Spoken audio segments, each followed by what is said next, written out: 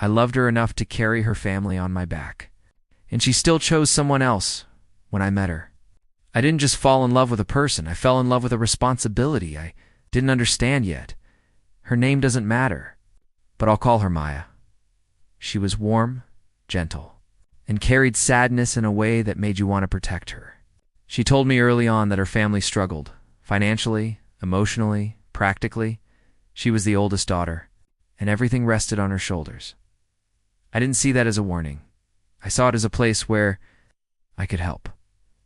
When we started dating, I knew I was stepping into more than a relationship. I was stepping into a system that relied on sacrifice. Her parents worked long hours. Her younger siblings needed rides, school help, supervision. Maya was exhausted, so I stepped in. At first, it was small things. Driving her siblings to school when her parents couldn't, helping with homework, picking up groceries, staying late when everyone else was tired. Her family thanked me constantly. They called me a blessing. They said Maya was lucky. Those words meant everything to me. As time passed, my role expanded quietly. I was no longer just her boyfriend. I was the driver, the tutor, the emergency contact, the stand-in parent when her parents were overwhelmed. I never complained.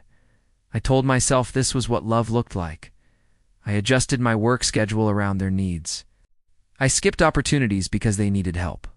I paid for things without being asked because it felt easier than watching them struggle. Maya leaned on me completely. She told me she didn't know how she would survive without me. She told me I was the only person who ever showed up consistently. She talked about a future that included marriage, a home, stability. I believed her. Her siblings grew attached to me. They trusted me. They waited for me. Sometimes they called me before they called their own parents. I told myself that meant I was doing something right, but slowly, something shifted. Maya became distant in ways I didn't recognize at first. She was tired, but not the same tired she used to be. She was distracted, protective of her phone, less affectionate. When I asked if something was wrong, she said, I was imagining things, she said. She was overwhelmed. So, I did more. I helped more. I gave more. I thought love was supposed to feel heavy sometimes. The betrayal didn't arrive loudly. It arrived quietly, through a detail that didn't make sense, a missed call she didn't return, a late night she brushed off, a name she mentioned casually and then avoided afterward. When I asked who he was, she said he was just a coworker. I trusted her. Always had. The truth came out the way these things usually do, by accident. A photo, a tag, a comment that didn't match the story I had been told. When I confronted her, she didn't deny it. She didn't cry. She said she hadn't meant. For it to happen, she said she was confused. She said she loved me, but she wasn't sure she was in love with me anymore. I remember feeling numb rather than angry, like my body shut down to protect me then. Came the worst part. She told me she was engaged not months later, weeks later, to him, the man I had been. Told not to worry about, she said it was sudden. That it felt right. That he offered her stability. That he wanted to take care of her family too. I wanted to laugh, because I had already been doing that for years. Her family reacted the way I didn't expect, but should have.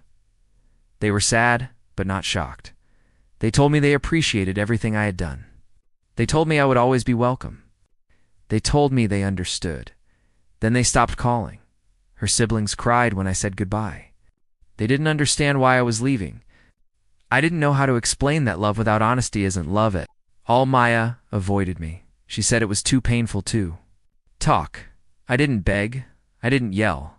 I just walked away carrying years of effort no one would ever acknowledge properly. Weeks that followed were some of the hardest of my life.